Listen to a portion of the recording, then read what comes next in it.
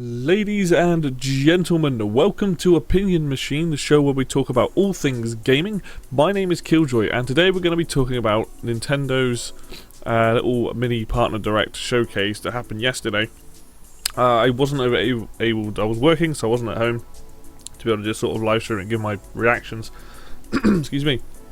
But I will say, I think it was a fairly good little event. It was 20 minutes long, so it seems like it was a bit longer than some of the other ones, which is good. And a big chunk of that to start with was on Bravely Default 2, so that's a good place to start. So they showed off Bravely Default 2 again, and they also released another video as well afterwards. But basically, they showed off Bravely Default 2, they were talking about some of the improvements, but they were just showing off more of the game and different things like that. They released a separate video as well to show off, like, you know, the feedback. But the game got a release date of February... I can't remember if it was February 26th. Yeah, it was February 26th. So, it slipped out of 2020, but... And I did play the demo for this game, but I didn't really enjoy it.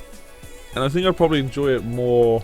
I don't know if this was the start of the game or where it was set in the game or not, but I think like maybe I'll give this game another chance when it comes out and take another look at it, because it seemed like pretty traditional RPG. It seems like there's some cool things going on with it, but it was just a bit too difficult at the time, and I was like, well, I literally did like a couple of fights, and I was like, oh, I'm not doing it, I'm just dying to this, so just stopped playing it after that. But it seems like they've taken a lot of feedback on board, which is good. I think more companies should do that.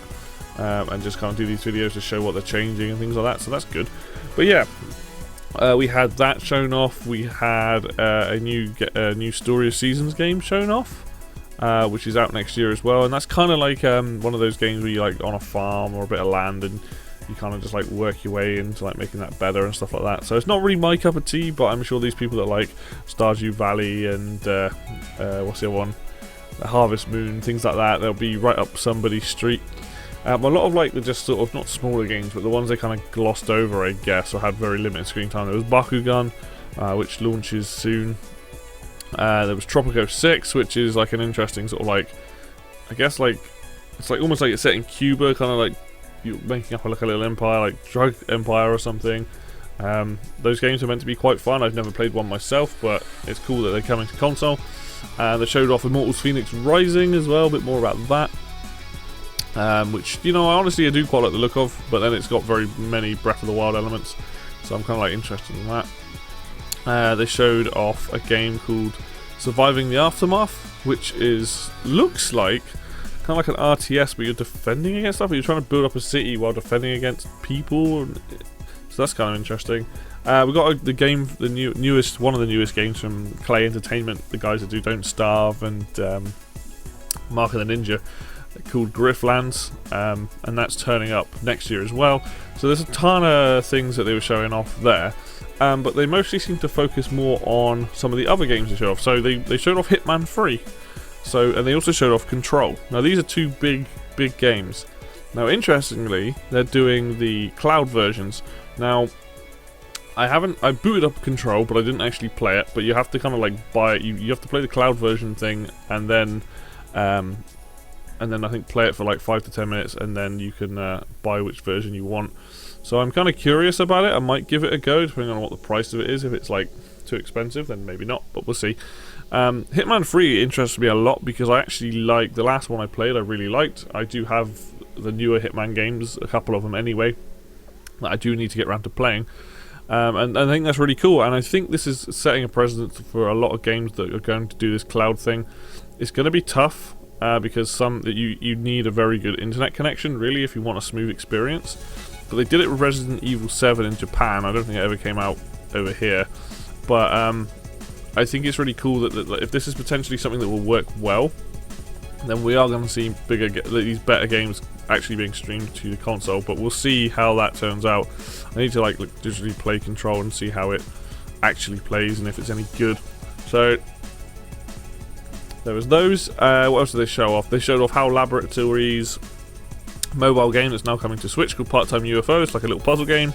Kind of worked building these like stacks with this little UFO. You can do it co-op now. Looks kind of fun. Gives me a kind of a Snipperclips vibe, the two-player on it. So I'm definitely down for that. That's right up my street. But honestly, there was two big things that were shown off in this, and that was the Hyrule Warriors Age of Calamity demo turning up, being shown off. I've downloaded it, I have played it. Seems really fun, makes me want to play more of it. Like, I haven't played all the demo, I just played the first level, but it seems like a reasonably sized demo, which is really cool. And so, you know, that's good. But I think the biggest thing for me, personally, was that they showed off a trailer for No More Heroes 3, and then they announced No More Heroes 1 and 2 on the Switch as of yesterday. They are now out. They're both like £18, I think. And that's huge. I love No More Heroes 1 and 2. I'm definitely going to be buying them. I'll probably have a look at them to see what the Switch ports are like. It's going to be weird not playing with a Wii controller for those, but I'm sure they work fine with a normal controller. But that was like huge news. I wasn't expecting that at all. You know, No More Heroes 3 hopefully is going to be even better than these two. It seems to be doing some crazy stuff.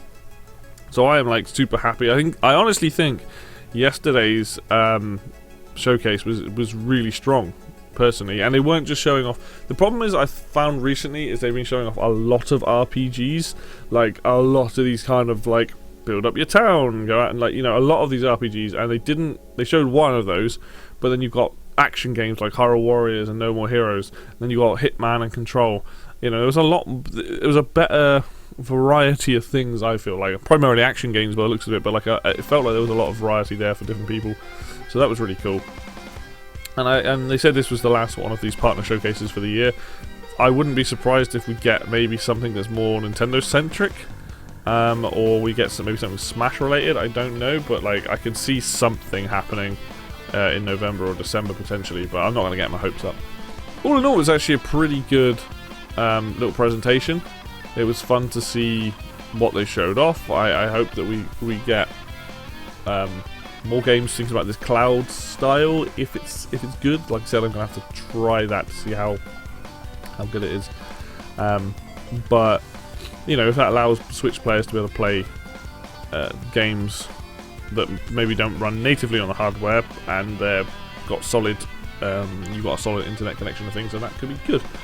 And then obviously No More Heroes being the big one in Age of Calamity. So like honestly, Nintendo's year this year has been shaping up way better. Like we literally went through such a drought of like not having any information to suddenly, hey, here's a bunch of games and a ton of really good ones. So that's super cool.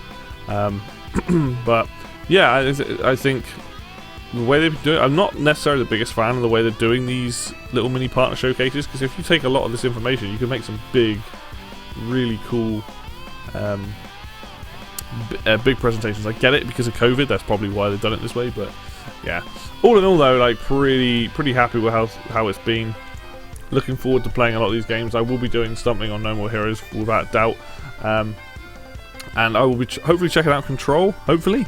And then I will have, if I've got more thoughts on Hyrule Warriors Age of Calamity, or I might just wait until that comes out to do any sort of coverage on that one specifically, because I'll most likely be buying it.